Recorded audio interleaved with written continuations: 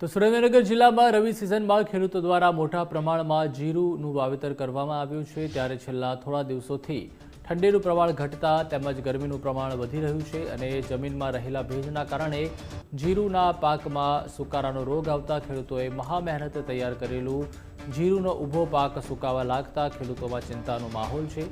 ત્યારે સુકારા તેમજ ફૂગના ઉપદ્રવના કારણે જીરુંના ઉત્પાદનમાં અંદાજે 60 થી 70% ઘટાડો થયો છે। खरीफ सीजन में अमे कपास मगफળી शाकभाजीનું वावेतर करेल, पण खरीफ सीजन में मावठाना कारणे कपास ने आते अमारे फेल गयो।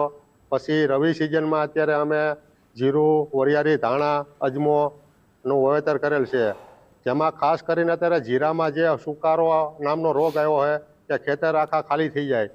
सुकारो आववानुं कारण एवुं छे के मावठाना कारणे जे जमीनमां वधु पड़तो भेज हतो अने जे गरमीनुं वातावरण अत्यारे छे, ठंडी नथी पड़ती एटले जीरामां फूल हुकारो आव्यो है अने अत्यारे कोई पण दवा एने छांटवी तो दवा पण लागू नथी पड़ती अने सुकारो आगळ वधी जाय है।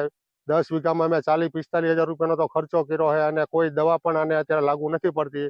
तो अमारी एक ज खेडूतोनी मांग छे के जे कई जीरा हवे बचे अने एमां अमने सारो भाव मळे तो खेडूतो ऊभो थई शके, नकर कपासमां तो फेल गया अने रवि सीजनमां पण हुकारो अने भावथी पण खेडूत पायमाल थशे। તમે ચોમાસો જે પાક લીધો હતો એમાં નિષ્ફળ ગયું એટલે પછી આમાં રવિ પાકમાં વાવ્યું જીરું તો પણ આમાં સુકારાનો રોગ લાગ્યો છે। ઠંડી જે પડવાની હોય એ અત્યારે પડતી નથી તો અમે વારેમાલી દવા છાંટી આ જે રોગ અટકાવવા કરવી છે પણ અટકાતો નથી।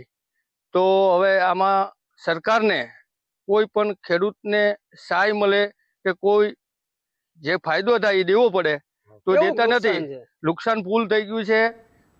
ચોમાસા પાકમાં તો નિષ્ફળ ગયા છે ખેડૂત, કેટલાયને બિચારાને નુકસાનીમાં કંઈ મળ્યું નથી અને અત્યારે કંઈ હજી આમાં રોકાશે નહીં એવું ફેલ થશે તો સરકારે કેવી કસર થશે, કેટલો ઘટાડો આવશે? અત્યારે લગભગ આમાંથી 25 થી 30% આવશે ખેડૂતના ઘરમાં। અહીં રોકાય તો, ન રોકાય તો પછી ફેલ